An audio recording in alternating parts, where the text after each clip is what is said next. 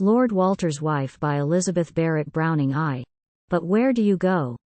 Said the lady, while both sat under the yew, and her eyes were alive in their depth, as the kraken beneath the sea blue.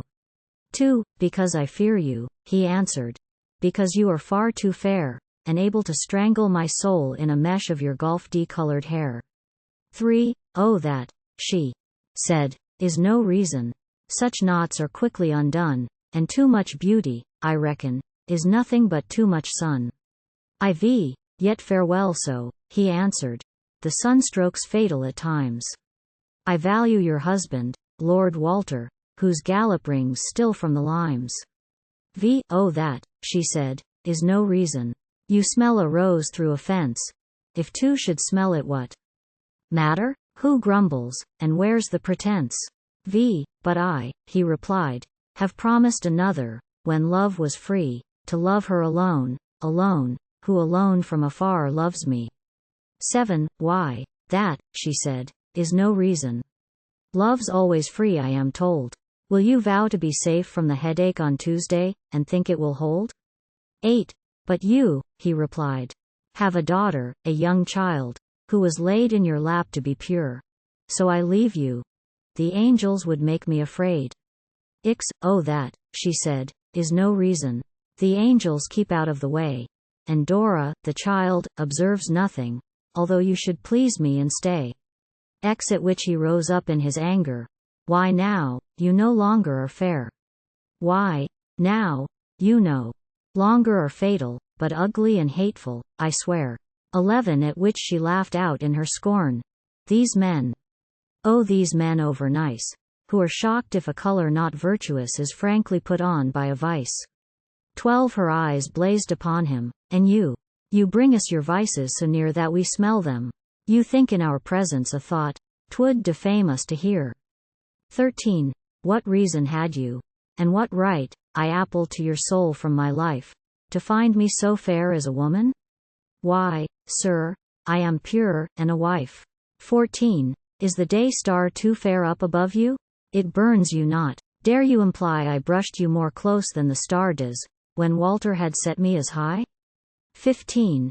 If a man finds a woman too fair, he means simply adapted too much to use unlawful and fatal. The praise, shall I thank you for such? 16. Too fair? Not unless you misuse us. And surely if, once in a while, you attain to it, straightway you call us no longer too fair, but too vile. 17. A moment, I pray your attention. I have a poor word in my head I must utter, though womanly custom would set it down. Better unsaid. 18. You grew, sir, pale to impertinence, once when I showed you a ring. You kissed my fan when I dropped it. No matter, I've broken the thing. 19. You did me the honor, perhaps, to be moved at my side now and then in the senses, a vice, I have heard, which is common to beasts and some men. Love's a virtue for heroes. As white as the snow on high hills, and immortal as every great soul is that struggles, endures, and fulfills. 21. I love my Walter profoundly. You, Maud, though you faltered a week, for the sake of what is it, an eyebrow? Or, less still, a mole on the cheek? 22. And since, when all's said, you're too noble to stoop to the frivolous cant about crimes irresistible, virtues that swindle, betray and supplant. 23. I determined to prove to yourself that, whate'er you might dream or avow by illusion, you wanted precisely no more of me than you have now. 24. There, look me full in the face. In the face.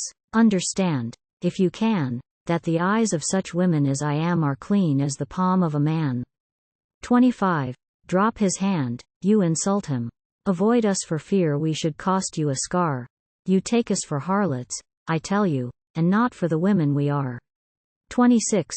You wronged me, but then I considered.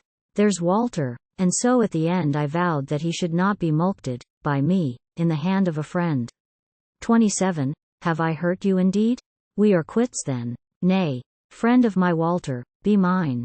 Come, Dora, my darling, my angel, and help me to ask him to dine.